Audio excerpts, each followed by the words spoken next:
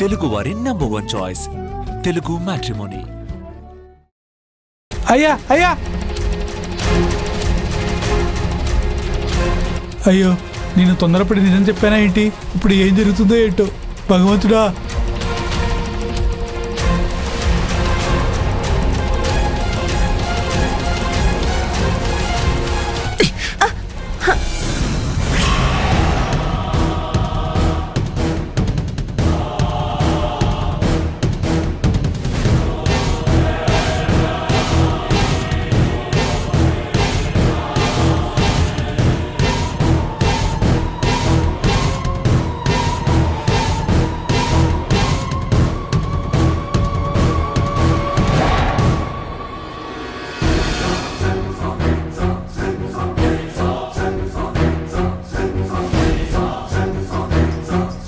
అదేంటి బామ్మర్ది అలా ఎగరగొట్టావు? Shut up! మా ఆయన్ని నోరు మూసుకోమని అంటున్నావేంటి? నిన్ను కూడా అంటాను.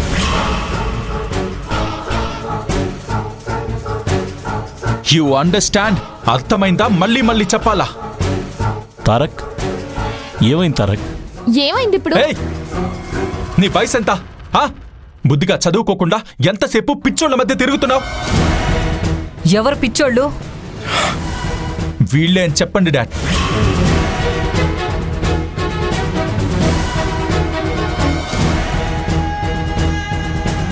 ఏమైంది బామ్మర్ది అలా మాట్లాడుతున్నావు? ఏయ్, ఇంకొక్క మాట మాట్లాడితే ఏమవుతుందో నాకే తెలీదు.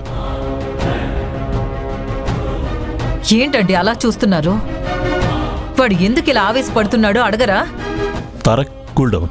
ఏం డాడీ ఇది? ఎంత ఇష్టం లేకపోతే మాత్రం ఇంత దారుణంగా ప్రవర్తిస్తారా ఎవరైనా?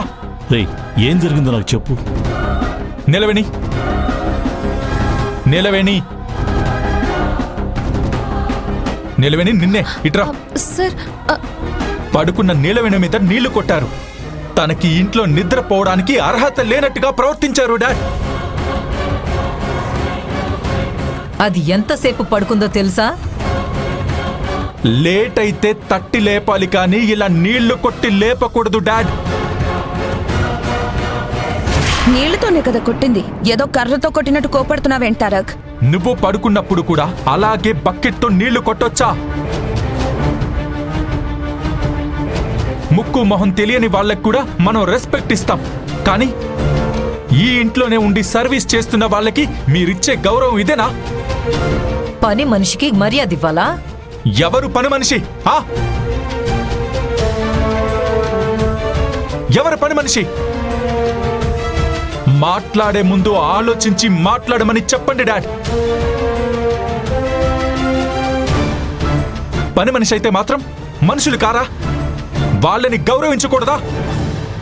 అది తప్ప తాగి బారుడు పొద్దెక్కిన లేవకపోతే బుద్ధి చెప్పాను. దాని గురించి మమ్మల్ని వీడు నిలదీస్తున్నాడేంటండి? తను కావాలని తాగలేదు డాడ్. అప్పుడు తను తాగే నీళ్లలో ఎవరో కావాలనే మందు కలిపారు.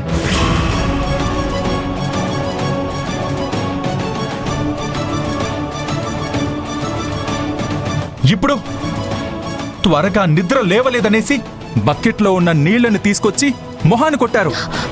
ఇది తప్పు అంటున్నాను. తారక్ సార్, తప్పు నా వల్లే జరిగింది. భార్యడు పొద్దెక్కినా నిద్ర లేవలేదు, అందుకే అమ్మగారికి కోపం వచ్చింది. అయినా నువ్వు పడుకుంది నా బెడ్ మీద కదా, వీళ్ళకేంటి ప్రాబ్లం? రాత్రి తన కండిషన్ ఏంటో తనకే తెలియదు. అసలు తను తాగుతుంది మందని కూడా తనకు తెలియదు. మీరు తప్పంతా తనదే అన్నట్టుగా మాట్లాడుతున్నారేంటి? తను తాగుతుంది మందో మంచినీళ్లు తెలుసుకోలేని అమాయకురాలేం కాదు కదండి. అవునమ్మా, మనసులో ఉన్నదంతా కక్కేయడానికి అలా తాగినట్టుంది. Shut up!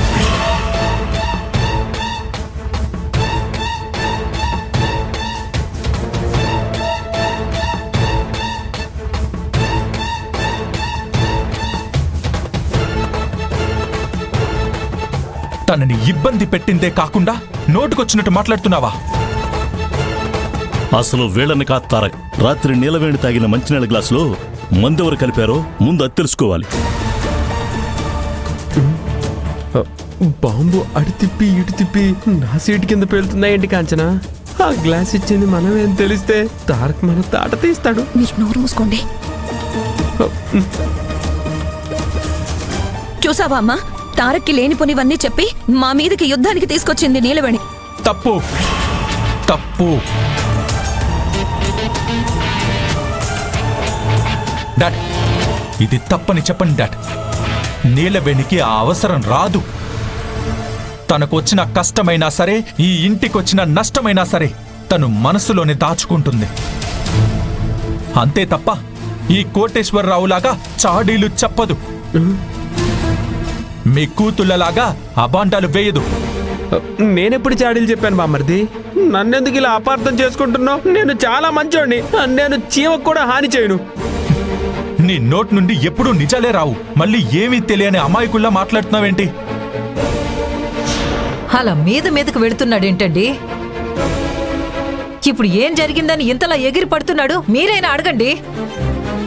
నేను అడగడం కాదు, నువ్వలా చేసినప్పుడు నేనుంటే ఆ నీళ్లు నీ ముఖాన్ని కొట్టేవాణ్ణి.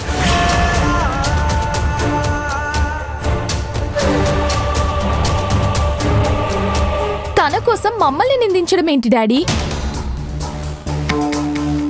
రాను రాను ఇంట్లో మనకి విలువ లేకుండా పోతుంది కాంచన.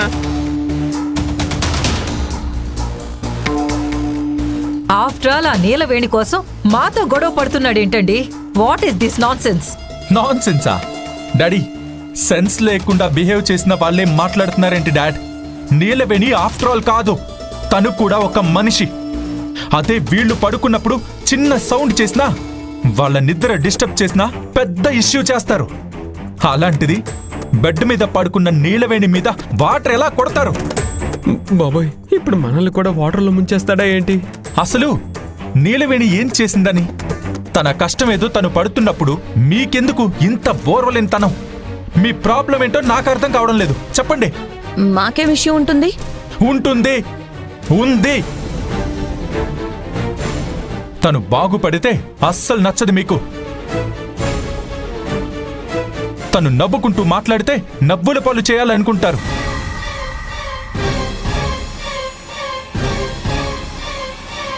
తను ఆనందంగా గడుపుతుంటే అల్లరి పాలు చేయాలనుకుంటారు. సాడిస్టులు మీరు.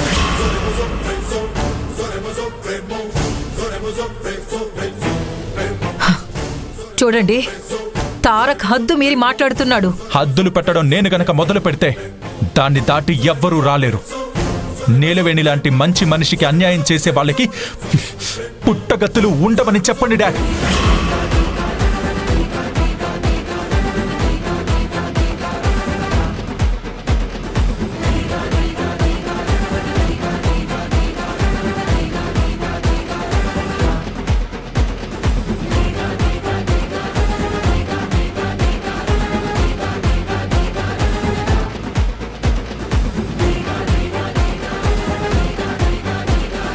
అమ్మయ్య, వెళ్ళిపోయాడు. ఇప్పటికైనా బుద్ధి తెచ్చుకొని మసలుకుంటే ఈ ఇంటికి మీ ఒంటికి మంచిది.